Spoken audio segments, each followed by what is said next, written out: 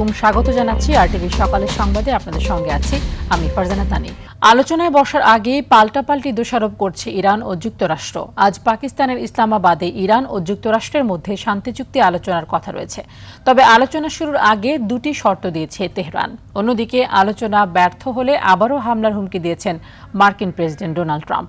এদিকে আগামী মঙ্গলবার ওয়াশিংটনে লেবানন পরিস্থিতি নিয়ে আলোচনার প্রস্তুতি শুরু হয়েছে। এর মধ্যেও লেবাননে ব্যাপক হামলা অব্যাহত রেখেছে তেল আবিব। বিস্তারিত সামিউল শিহাবের রিপোর্টে। পাকিস্তানের স্থানীয় সময় শুক্রবার শান্তি চুক্তি আলোচনার সময় নির্ধারিত থাকলেও আন্তর্জাতিক সময়ের হেরফেরে সেই আলোচনা গড়িয়েছে শনিবারে। ইতিমধ্যেই ইরানের প্রতিনিধি দলের প্রধান আলোচকরা ইসলামাবাদে এসে পৌঁছেছেন। বিশেষজ্ঞ উপদেষ্টা, গণমাধ্যম প্রতিনিধি, কূটনৈতিক ও নিরাপত্তা সংশ্লিষ্টরা সহ দলে রয়েছেন মোট ৭১ জন সদস্য। এদিকে আলোচনায় তেহরানের সদিচ্ছা থাকলেও যুক্তরাষ্ট্রের ওপর বিশ্বাস নেই বলে মন্তব্য করেছেন ইরানের স্পিকার মোহাম্মদ বাঘের গালিবাফ। তিনি আরো বলেন, দুইটি গুরুত্বপূর্ণ শর্ত পূরণ না হলে যুক্তরাষ্ট্রের সঙ্গে আলোচনা শুরু করা যাবে না।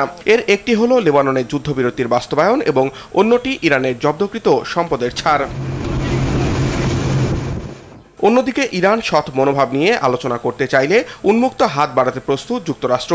পাকিস্তানের উদ্দেশ্যে যাত্রা শুরুর আগে এমন মন্তব্য করেন মার্কিন ভাইস প্রেসিডেন্ট জেডি ভ্যান্স। ইরানের সঙ্গে আলোচনায় পারমাণবিক অস্ত্র সংক্রান্ত বিষয়েও গুরুত্ব পাবে বলে জানিয়েছেন মার্কিন প্রেসিডেন্ট ডোনাল্ড ট্রাম্প। আলোচনা ব্যর্থ হলে আবারও ইরানে হামলা চালানোর হুমকি দেন তিনি।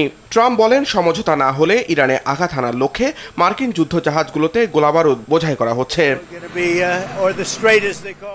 লেবাননের জাতীয় সংবাদ সংস্থা এনএনএ জানিয়েছে, লেবাননের দক্ষিণাঞ্চলে দেইর কানুন, রাস আল আইন শহরে ইসরায়েলি বিমান হামলায় বেশ কয়েকটি অ্যাম্বুলেন্স ও ফায়ার ট্রাক ক্ষতিগ্রস্ত হয়েছে। লেবানন ইসরায়েল যুদ্ধবিরতি নিয়ে মঙ্গলবার ওয়াশিংটনের আলোচনার কথা রয়েছে। জানা গেছে, এই আলোচনার আয়োজন শুরু করতে যুক্তরাষ্ট্রে নিযুক্ত লেবানন ও ইসরায়েলের রাষ্ট্রদূত এবং লেবাননে নিযুক্ত মার্কিন রাষ্ট্রদূতের মধ্যে একটি ফোনালাপ অনুষ্ঠিত হয়েছে। যুদ্ধ শুরুর পর এটি দুপক্ষের মধ্যে সরাসরি আলাপ। তবে ইসরায়েলি রাষ্ট্রদূত ইয়েচিয়া লাইটার বলেছেন, ওয়াশিংটনে লেবানন বিষয়ে আলোচনায় সম্মত হলেও হিজবুল্লাহর সঙ্গে যুদ্ধবিরতি নিয়ে আলোচনা করবে না তেল আবিব। এদিকে সৌদি আরবে উৎপাদন ব্যাহত হওয়া ও সরবরাহ কমার খবরে বিশ্ববাজারে বেড়েছে তেলের দাম। এলএনজি উৎপাদন আবার চালু করতে কাজ শুরু করেছে কাতার। সামিউল শিহাব, আরটিভি। ছুটির দিনেও তেলের পাম্পগুলোতে রয়েছে যানবাহনের দীর্ঘ লাইন। ঘণ্টার পর ঘণ্টা লাইনে দাঁড়িয়ে জ্বালানি তেল সংগ্রহ করেন চালকরা। রাজধানী সহ সারা দেশে এখনও তেল পাম্পগুলোর একই চিত্র। এদিকে জ্বালানি তেল বিতরণে শৃঙ্খলা ফেরাতে এবং স্বচ্ছতা নিশ্চিত করতে কিউআর কোড ভিত্তিক ফুয়েল পাস অ্যাপের পরীক্ষামূলক কার্যক্রম শুরু করেছে সরকার। পরীক্ষামূলকভাবে আসাদ গেটের সোনার বাংলা ও ট্রাস্ট পাম্পে ফুয়েল পাস অ্যাপের মাধ্যমে জ্বালানি তেল বিক্রি হচ্ছে।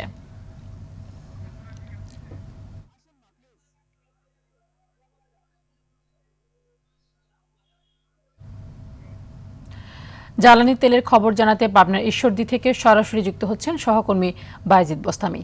বাইজিদ, ফিলিং স্টেশনগুলোতে তেলের সরবরাহ যথেষ্ট আছে কিনা এবং দাম কেমন নিচ্ছেন পাম্প সংশ্লিষ্টরা, বিস্তারিত জানাবেন।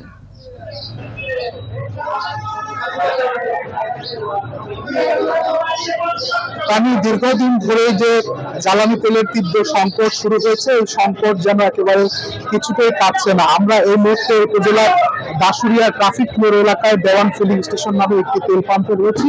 এখানে আমরা যেটি দেখছি যে সকাল 8টা থেকে তেল বিক্রি শুরু হয়েছে এবং এই কারণে আমরা যেটি কথা বলে জানতে পারলাম এখানে আসা মোটরসাইকেল চালকদের সাথে যে তারা একেবারে ভোর থেকে এখানে সিরিয়াল দিয়ে দাঁড়িয়ে রয়েছেন এবং আমরা দেখতে পেয়েছি যে এই সিরিয়াল একেবারে পাম্পের সীমানা পেরিয়ে মহাসড়কের বহুদূর পর্যন্ত চলে গেছে। এখন বেশ খানিকটা রোদ উঠে গেছে, তো ওই তপ্ত রোদ উপেক্ষা করে আসলে মোটরসাইকেল আরোহীরা তেলের জন্য অপেক্ষা করছেন এবং যেটি দেখছি যে একটু খানিকটা স্বস্তির খবর বলা যায় যে এখানে এসে মোটরসাইকেল আরোহীরা যার যতটুকু প্রয়োজন 500 টাকা বা 1000 টাকা যে পরিমাণ অল্পের তেল চাচ্ছেন সেই পরিমাণ তেল পাচ্ছেন। তবে পাম্পগুলোতে আসলে সরকার যে নির্ধারিত মূল্য রয়েছে সেই মূল্যেই তেল বিক্রি চলছে। তবে আমরা একটি জায়গায় বিচ্ছিন্নভাবে অনেক সময় খবর পাচ্ছি যে খোলা বাজারে বা কালো বাজারে তেল বিক্রি হচ্ছে, সেই সব জায়গায় আসলে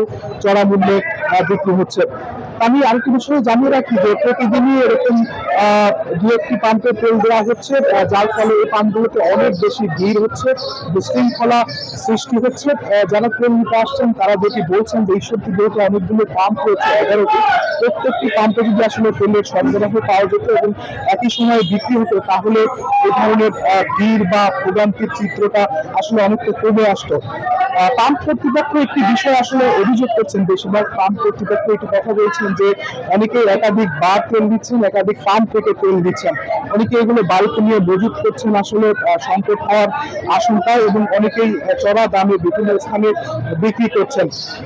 তো আমরা যেটি দেখছি যে পাম্পে যেহেতু বিশৃঙ্খলার সৃষ্টি হয়, ঈশ্বরী থানা পুলিশের পক্ষ থেকে বিভিন্ন পাম্পে তারা তদারকি করে থাকেন এবং অনেক সময় তেল বিক্রির সময় থানা পুলিশের সদস্যরা উপস্থিত থাকেন আমরা দেখছি। ধন্যবাদ আপনাকে। জ্বালানি তেলের খবর জানাতে কুড়িগ্রাম থেকে এখন সরাসরি যুক্ত হচ্ছেন সহকর্মী আব্দুল কুদ্দুস চঞ্চল। চঞ্চল, কুড়িগ্রামের যেই পাম্পগুলো রয়েছে সেই পাম্পগুলোতে তেলের সরবরাহ কেমন এবং তেলের জন্য কোনো রকম ভোগান্তি এখনো আছে কিনা?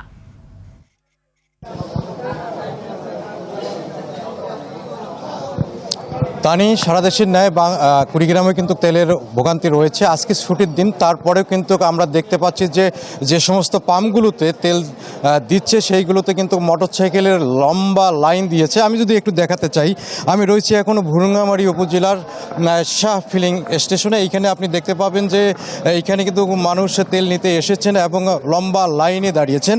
তো এইখানে একটি বিষয় রয়েছে যে গত দুদিন থেকে কিন্তু এইখানে যে মোটরসাইকেলের বৈধ কাগজপাতি ছাড়া কিন্তু তেল দেওয়া হচ্ছে না, ফলে অনেকটা কিন্তু স্বস্তি ফিরে এসেছে। এর আগে আমরা দেখেছি যে গড়পড়তা তেল দেওয়া হয়েছিল মোটরসাইকেলগুলোতে, ফলে কিন্তু অসংখ্য মোটরসাইকেলের লাইন এখানে দাঁড়িয়েছিল।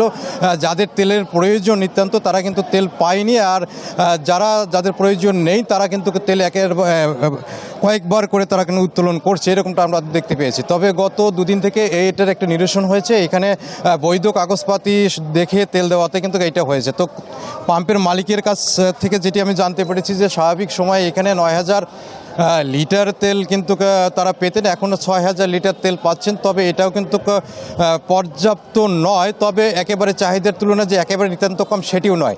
আমরা পাম্পের লোক যেটি বলেছেন যে এইখানে এক এক ব্যক্তি 2-3 বার করে তেল নিচ্ছেন, যাদের চাহিদা আছে তারাও নিচ্ছেন, যাদের চাহিদা নেই তারা কিন্তু অধিক তেল নিচ্ছেন। তো এই যে অভিযোগ রয়েছে, মোটরসাইকেল যারা চালাচ্ছেন তারা কিন্তু তেল মজুত করছেন, ফলে তেলের যে বাড়তি চাহিদা সেটি সৃষ্টি হয়েছে।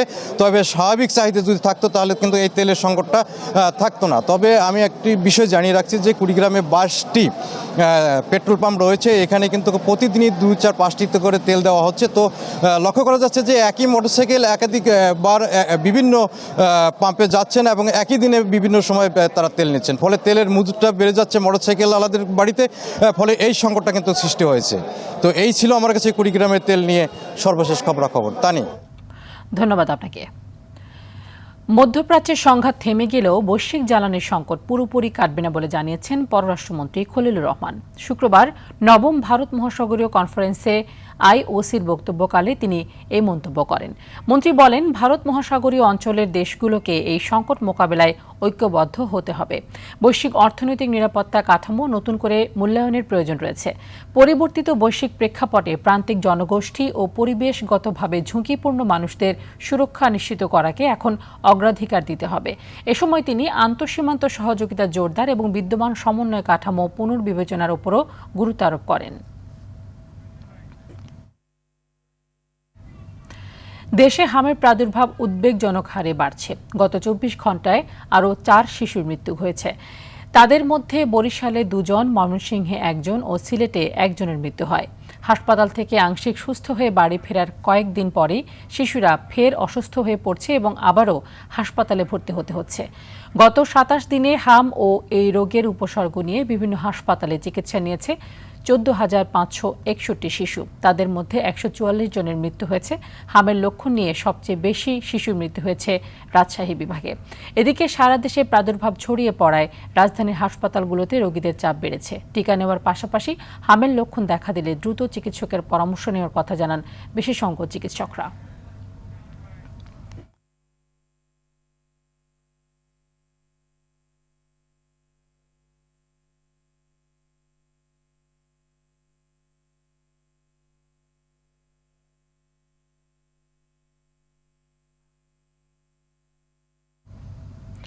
হাম পরিস্থিতি নিয়ে আরও খবর জানাতে বরগুনা থেকে সরাসরি যুক্ত হচ্ছেন সহকর্মী মনির হোসেন কামাল।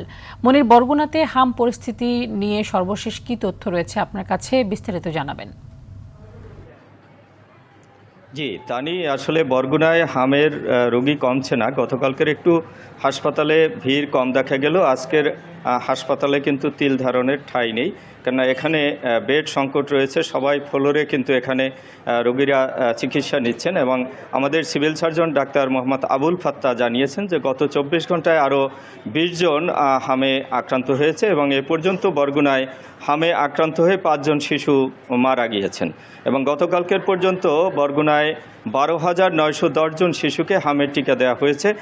তিনি আরও জানিয়েছেন যে এই সংকট কাটাতে হলে আমাদের মধ্যে সচেতনতা বাড়াতে হবে এবং তিনি আরও জানিয়েছেন যে আজকের হাসপাতালে কিন্তু পরিচ্ছন্নতা অভিযান চালানো হবে।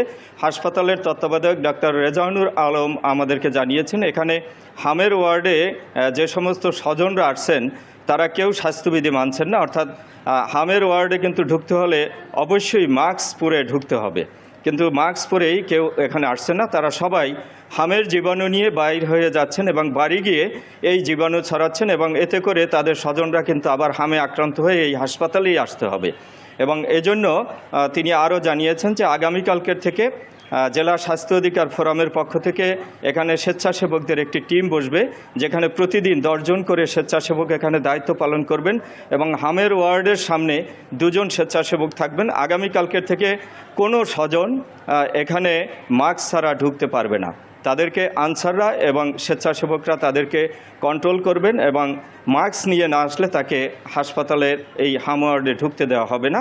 সেই সাথে তিনি আরও জানিয়েছেন স্বেচ্ছাসেবক যারা এখানে বসবেন তাদের কাছে কিছু মাস্ক থাকবে, যদি কেউ মাস্ক নিয়ে আসতে না পারে তাহলে তাদেরকে ফিরিয়ে মাস্ক পরিয়ে এই রুমগুলোতে ঢুকতে দেওয়া হবে। তো এই অবস্থায় বরগুনায় যে অবস্থা বিরাজ করছে সেখানে কিন্তু গত 24 ঘন্টায় 20 জনের পাশাপাশি এখন পর্যন্ত 203 জন শিশু হামে আক্রান্ত হয়েছে এবং 38 জন একেবারে নিশ্চিত হামের রোগী শনাক্ত হয়েছে। তো ডাক্তাররা আরও জানিয়েছেন, বিশেষ করে আরএমও ডাক্তার তাসকিয়া সিদ্দিক জানিয়েছেন যে বেশিরভাগ শিশুই সাধারণ ওয়ার্ডে ভর্তি হচ্ছে এবং সেখান থেকে হাম শনাক্ত হওয়ার পরে হামের ওয়ার্ডে চলে আসে। সেই সাথে চলছে ঔষধ সংকট। তাদের দাবি হচ্ছে কিছু ঔষধ যেন সরকারিভাবে সরবরাহ করা হয়, তাহলে রোগীরা সঠিকভাবে চিকিৎসা নিতে পারবে। ধন্যবাদ আপনাকে। হাম পরিস্থিতি নিয়ে জানাতে ময়মনসিংহ থেকে আমাদের সাথে সরাসরি যুক্ত হচ্ছেন সহকর্মী মোজাম্মেল খোকন। মোজাম্মেল, ময়মনসিংহে হামের সার্বিক কী অবস্থা দেখছেন এবং হামে আক্রান্ত যে শিশুরা তারা যথাযথ চিকিৎসা পাচ্ছে কিনা সবকিছু মিলিয়ে জানাবেন। ধন্যবাদ তানি। আমি এই মুহূর্তে দাঁড়িয়ে রয়েছি ময়মনসিংহ মেডিকেল কলেজ হাসপাতালের সম্মুখ ভাগে। গত 24 ঘন্টায় এই ময়মনসিংহ মেডিকেল কলেজ হাসপাতালে হামের উপসর্গ নিয়ে 27 জন রোগী এখানে ভর্তি হয়েছেন এবং গত 24 ঘন্টার যে পরিসংখ্যান বলছে যে এই মেডিকেল কলেজ হাসপাতালে এখন 371 জন হামের রোগী ভর্তি রয়েছে। তো সবচেয়ে যে বিষয়টি মানে ভয়ের বিষয় সেটা হচ্ছে গত 48 ঘন্টায় এই মেডিকেল কলেজ হাসপাতালে 3 জন হামের রোগীর মৃত্যু হয়েছে। তো আসলে প্রতিদিনই কিন্তু এই ময়মনসিংহ মেডিকেল কলেজ হাসপাতালে হামের রোগীর সংখ্যা বাড়ছে এবং যারা এই রোগীদেরকে নিয়ে আসছেন তাদের স্বজনরাও কিন্তু আতঙ্কের মধ্যে রয়েছেন। তো আমরা ময়মনসিংহ মেডিকেল কলেজ হাসপাতালের যিনি অ্যাডমিন রয়েছেন মইনুল হক, তার সঙ্গে আমরা কথা বলেছিলাম। তিনি যেমনটি বলছেন যে হামের রোগীদের খুব গভীর নিবিড় পরিচর্যায় রাখা হয়েছে, তাদের জন্য আইসোলেশন ব্যবস্থা করা হয়েছে এবং তারা যেমনটি বলছেন যে বিশেষ করে শ্বাসকষ্ট হলেই তারা দ্রুত গতিতে চিকিৎসকের পরামর্শ নিতে বলেছেন এবং তারা বলছেন যে হামের উপসর্গ দেখা দিলে দ্রুত গতিতে হাসপাতালে নিয়ে এসে চিকিৎসা নিতে হবে। তো এমনটি বলছিলেন। তো এই ছিল আমার কাছে ময়মনসিংহ থেকে হাম নিয়ে সর্বশেষ। তানিয়া।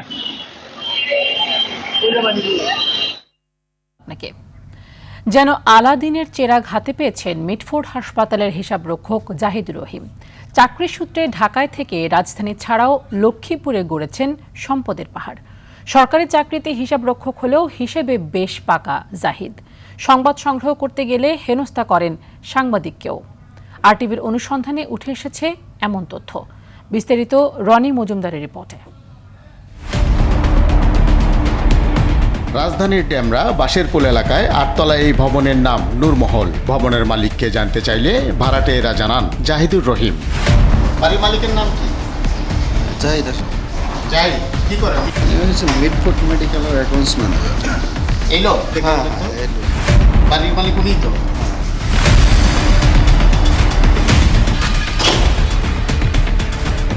বাড়ির বাড়িওয়ালাকে চেনেন? হ্যাঁ উনি বাড়িওয়ালা? হ্যাঁ। উনি কে এসে ভাড়া নিয়ে যায়? ভাড়া কে দেন? নামটা ওনার নাম জানি না, বাড়িওয়ালাকে এমনি দেখিয়েছিলেন? দেখলে চিনব। অনুসন্ধানে জানা যায় 4 বছর আগে নিলামের মাধ্যমে বাড়িটি কেনেন জাহিদুর রহিম নামের এই ব্যক্তি। জানি একবার মানে নিলাম হয়েছে বা বিক্রি হয়েছে। হ্যাঁ, কতদিন আগে? 3-4 বছর এমন হইব মানে। এখন যে কিনছে ইনি হলো মিটফুট হসপিটালে নাকি চাকরি করে, নাম জানি না, আমি দাঁড়িয়ে আছে হ্যাংলা পাতলা চিকন করে। কার নামে কিনছে জানি না, উনি মালিক হিসাবে জানি। উনি আসছেন কাজ করার মাঝে মধ্যে এসে এই যে দোকানটা ভাড়া দিয়েছে। একই এলাকার বাদশা মিয়া রোডের মুসলিমনগর টাওয়ারে তার রয়েছে আরও 2টি আলিশান ফ্ল্যাট। পাশাপাশি নির্মাণাধীন আরও একটি 8তলা ভবনের মালিক এই জাহিদ। মিটফুটে চাকরি করে জাহিদ সাহেব, ওনার কি এখানে ফ্ল্যাট ছিল? হ্যাঁ আছে আছে, লিফটের নয় পয়সা আর এখানে 5 টাকা 6 টাকা আছে, আসে মাঝে মাঝে আসে।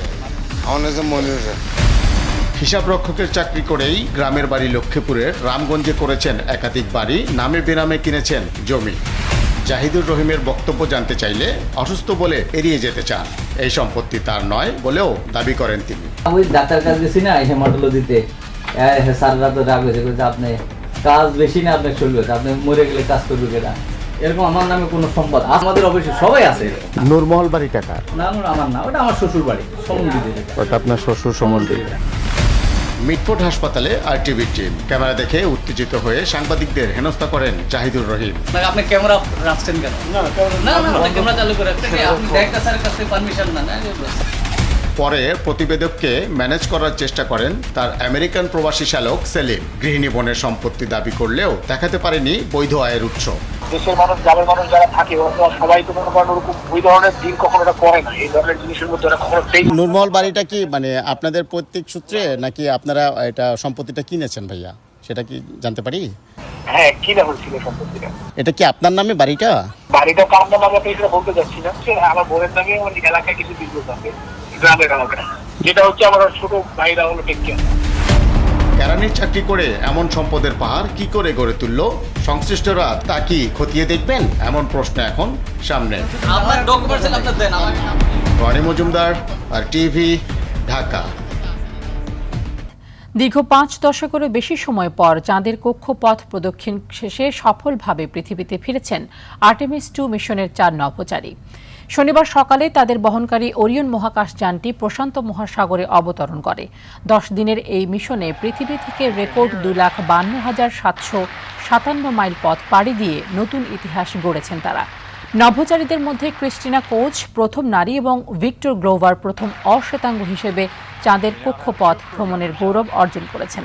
মার্কিন প্রেসিডেন্ট ডোনাল্ড ট্রাম্প তাদের অভিনন্দন জানিয়ে বলেছেন, নাসার পরবর্তী লক্ষ্য এখন মঙ্গল গ্রহ। সাতক্ষীরা নিউ মার্কেটে মাত্র 2 ঘন্টায় চলে কোটি টাকার বাগদা পোনার বাজার। জেলার ঘের মালিকদের প্রধান ভরসা এখানকার মাছের পোনা। তবে কক্সবাজার থেকে কার্গো বিমানের পরিবর্তে সড়কপথে পোনা পরিবহন করায় কমছে গুণাগুণ।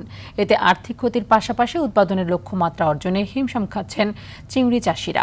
সাতক্ষীরা প্রতিনিধি রামকৃষ্ণ চক্রবর্তীর প্রতিবেদন, জানাচ্ছেন সুলেমান কবির। হোয়াইট গোল্ড হিসেবে পরিচিত বাগদা চাষ করে দেশের অর্থনীতিতে বড় অবদান রাখেন সাতক্ষীরার মাছ চাষিরা। জেলার নিউ মার্কেট এলাকার এ বাজার থেকেই বাগদার পোনা সংগ্রহ করেন ঘের মালিকরা। সকাল 7টা থেকে 9টা পর্যন্ত মাত্র 2 ঘন্টায় কোটি টাকার লেনদেন হয় এ বাজারে। আগে কক্সবাজার থেকে কার্গো বিমানে বাগদার পোনা পরিবহন করা হলেও বর্তমানে তা করা হয় সড়ক পথে। এতে দুর্বল হয়ে পড়ে পোনা, বাড়ে মৃত্যু হার। মাছ চাষিদের অভিযোগ, জেলায় পোনার গুণাগুণ পরীক্ষা করার কোনো ল্যাব না থাকায় ক্ষতির মুখে পড়ছেন তারা। বাজারের মাছের রেট রিজনেবল রেট আছে 360, 335, 385 এবং সর্বোচ্চ 410। আজকে একটা রেট কোম্পানি শুরু করছে 425 টাকা, সে মাছটা কাস্টমার না আসার জন্য মাছটা বিক্রি হচ্ছে আপনার 350 টাকা। সাতক্ষীরার যে চাষিরা যে সময় চাষ করে ন্যাচারাল পোনাটাই হচ্ছে উপযুক্ত, ওইভাবে চাষ করে অভ্যস্ত। এসপিএফ পোনা যে পরিমাণ চাষ যেভাবে চাষ করতে হবে সেই পরিমাণ প্রজেক্ট আমাদের সাতক্ষীরায় নাই। পোনা বাজারজাত করে সাতক্ষীরাবাসী ক্ষতিগ্রস্ত হচ্ছে। তবে ল্যাব আছে জানিয়ে জনবল সংকটে বৈজ্ঞানিক উপায়ে পোনা পরীক্ষা করা সম্ভব হচ্ছে না বলে দাবি জেলা মৎস্য কর্মকর্তার। এটা অবশ্যই এই ধরনের যদি মাছ চাষে সাকসেস পেয়ে থাকে তাহলে এটা আমি ডেফিনেটলি বলবো এটা ভালো এবং এটা আর একটু পরীক্ষা নিরীক্ষা করা দরকার। তবে যারা এগিয়ে আসছে না কেন আমি তাদেরকে সাধুবাদ জানাই যে অন্তপক্ষে এই সংকটের মধ্যে তারা একটা পুনর সংকটের জন্য তারা এগিয়ে আসছে। সাতক্ষীরা জেলায় 58,000 হেক্টর জমিতে বাগদা চাষ হয়, যেখানে পোনার চাহিদা রয়েছে প্রায় 300 কোটি। সুলাইমান কবির, RTV। মালয়েশিয়া থেকে 26,000 টন পরিশোধিত অকটেন নিয়ে এমটি সেন্ট্রাল স্টার নামের একটি জাহাজ চট্টগ্রাম বন্দরের বহির্নোঙরে ফিরেছে। বাংলাদেশ পেট্রোলিয়াম কর্পোরেশন সূত্রে জানা গেছে, মার্শাল আইল্যান্ডের পতাকাবাহী এই ট্যাঙ্কার ছাড়াও চলতি সপ্তাহের শেষ দিকে প্রায় 25,000 টন ফার্নেস অয়েল নিয়ে এমটি ইস্টার্ন কুইন্স নামের আরও একটি জাহাজ চট্টগ্রাম বন্দরে পৌঁছানোর কথা রয়েছে। বর্তমানে বন্দরের বহির্নোঙরে প্রায় 43,000 টন জ্বালানি তেল নিয়ে আরও 4টি জাহাজ খালাসের অপেক্ষা রয়েছে। চট্টগ্রাম বন্দরের সচিব সৈয়দ রেফায়েত হামিম জানিয়েছেন, মালয়েশিয়া, ভারত ও চীন থেকে অকটেন, ডিজেল ও এলপিজি বাহী অন্তত 5টি জাহাজ এরই মধ্যে বন্দরে এসেছে। নির্ধারিত সময় অনুযায়ী এসব জাহাজ থেকে জ্বালানি খালাস করবে বিপিসি। আগামী কয়েকদিনে আরও কয়েকটি জাহাজ আসার সম্ভাবনা রয়েছে।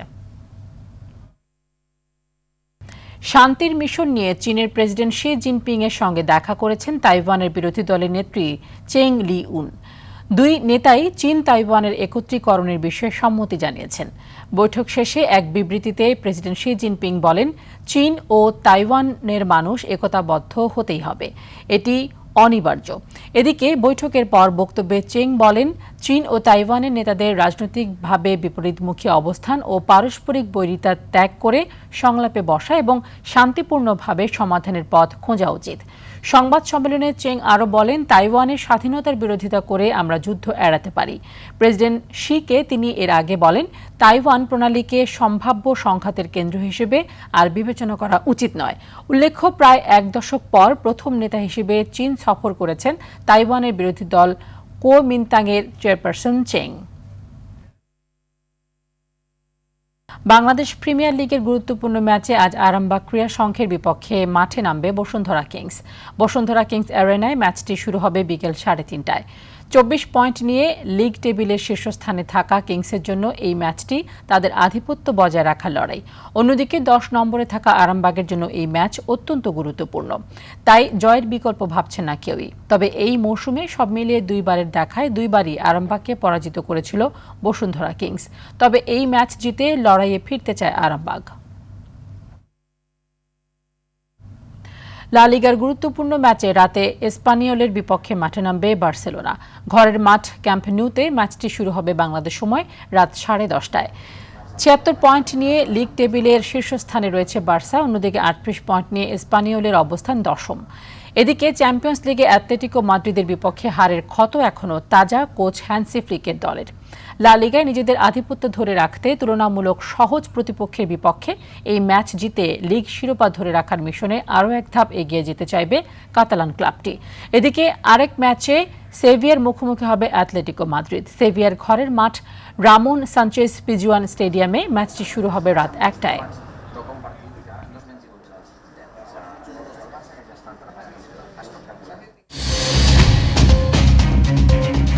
সকালের সংবাদ এ পর্যন্তই। মধ্যাহ্নের সংবাদ 12টায় দেখার আমন্ত্রণ রইল। ধন্যবাদ সবাইকে।